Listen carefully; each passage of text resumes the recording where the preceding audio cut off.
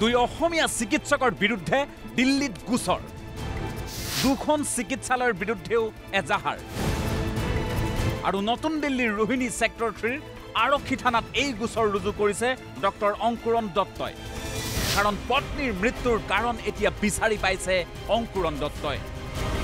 এইজন ডক্টৰ অংকুৰণ দত্তৰে পত্নী আছিল কটন মহাবিদ্যালয়ৰ সহযোগী অধ্যাপিকা এইগৰাকী ডক্টৰ অনামিকা ৰয় যোৱা 19 জুলাইত নতুন দিল্লীৰ জয়পুৰ গোল্ডেন হাস্পতালত অনামিকাৰ মৃত্যু হৈছিল চিকিৎসকৰ মতে গোল ব্লাডাৰ অপাৰেশ্যনৰ সময়ত হাৰ্ট এটেক হোৱাৰ বাবেই তেওঁৰ মৃত্যু হৈছিল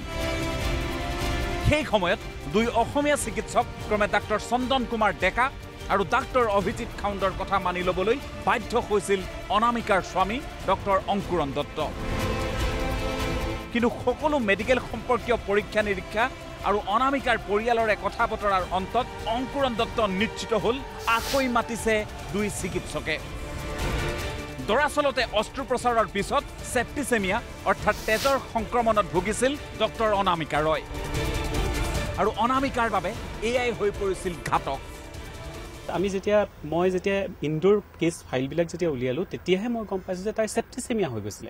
হেতু আজি পৰ্যন্ত এটো জুলাই 19 তাৰিখৰ ঘটনা তেতিয়াৰ পৰা এতিয়ালৈকে তেওঁলোকে আমাক কোনোদিন কোৱা নাই যে তাই সেপ্টিসেমিয়া হৈছিল কিন্তু আজি আমি গম পাইছো যে এজন মানুহৰ যেতিয়া সেপ্টিক হৈ যায় মানে ব্লাডটো ইনফেক্টেড হৈ যায় হেতু কি কাৰণত হ'ব পাৰে ডেফিনেটলি এটা কিবা এটা অপাৰেশ্যনত কিবা এটা গণ্ডগোল হৈছে মৃত্যু হৈছিল অনামিকা ৰয়ৰ কিন্তু এই কথা লুকুৱাবলৈ অনামিকাক প্ৰথমে ভৰ্তি কৰা নৱজীৱন হাস্পতালৰ পৰা 10 ঘণ্টাৰ পাছত প্ৰেৰণ কৰা হৈছিল জয়পুৰ গোল্ডেন হাস্পতাললৈ অংকুৰণ দত্তৰ অভিযোগ অপাৰেশ্যনৰ পূৰ্বে বহু গুৰুত্বপূৰ্ণ পৰীক্ষা নিৰীক্ষা কৰাই হোৱা নাছিল অনামিকাৰ তাতে ইচিজি মেচিনো বেয়া হৈ আছিল নৱজীৱন হাস্পতালত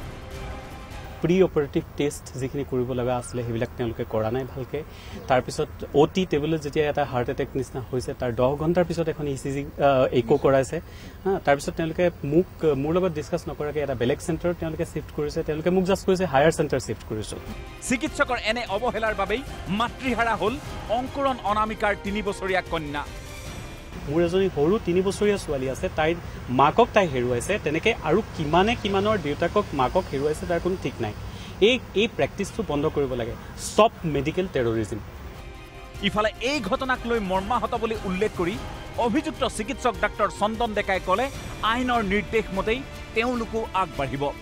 বৰ্তমানলৈকে মই অভিযোগটো দেখা নাই মই আপোনালোকৰ ফালৰ পৰা শুনিছো অভিযোগটো আহিছে বুলি তেওঁৰ অভিযোগটো যেতিয়া আমাৰ ওচৰলৈকে আহিব বা আমি যেতিয়া লিগেল কিবা নোটিছ পাম সেইটো হিচাপত আমি ৰিয়েক্ট কৰিম বস্তুটো কেমেৰা পাৰ্চন সোমনাথৰ সৈতে নতুন দিল্লীৰ পৰা প্ৰাঞ্জল প্ৰতিম দাসৰ ৰিপৰ্ট প্ৰতিদিন টাইম